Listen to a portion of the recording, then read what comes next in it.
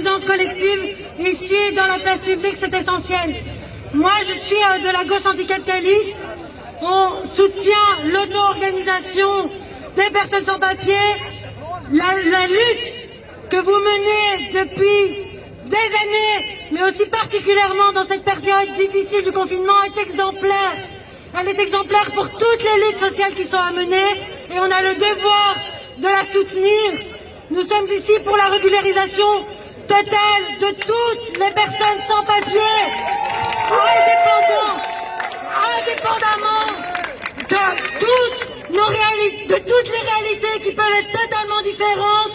Il n'y a pas à faire valoir ce droit humain de par sa situation. Inconditionnellement, il faut une régularisation totale et permanente. Et cette régularisation, elle va aussi avec un changement systémique profond qui remet en question l'existence totale des centres fermés. Mais c'est pas juste qui le remet en question, qui le combat. On ne veut plus de centres fermés. On ne veut pas de la libre circulation de marchandises, mais de l'oppression des personnes. On ne veut pas de ces frontières qui considèrent que certaines personnes ont le droit d'être êtres humains et d'autres pas, d'être traités comme des êtres humains ou d'autres pas. Bien sûr qu'on pense aussi à la lutte exemplaire des femmes sans papier, dont on connaît la situation, dont on connaît aussi toute leur lutte sur plein d'aspects différents. C'est la base. Prendre en considération actuellement la situation des femmes sans papier, c'est ouvrir la voie pour une meilleure situation sociale pour tous les êtres humains de cette planète. Vraiment. Donc, de l'air, ouvre les frontières, de l'air, ouvre les frontières, de l'air, ouvre les frontières, de l'air, ouvre les frontières, ouvre les frontières. Courage à tout le monde, on continue, on est là, et n'oubliez pas que votre simple présence ici ce soir dérange. Elle dérange, continuez de déranger. Merci, merci. Solidarité avec les sans-papiers, ça. Solidarité avec les sans-papiers, ça. Solidarité avec les sans-papiers, ça. Solidarité avec les sans-papiers, ça. Solidarité avec les sans-papiers, ça.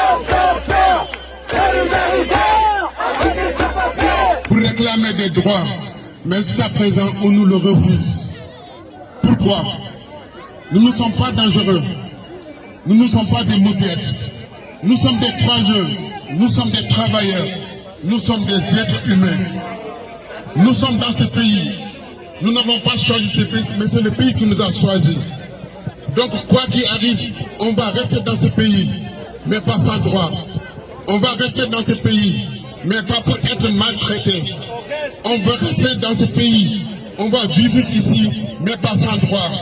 Je pense qu'il est temps que nous revoyions notre situation. Parce que ça fait des années que nous luttons et le gouvernement n'arrive pas et ne veut pas nous entendre. Il est temps qu'on augmente le son. Il est temps qu'on revoie nos stratégies. Parce que dans chaque guerre, il y a des pertes. Je pense qu'il est temps que les sans-papiers reprennent conscience des situations.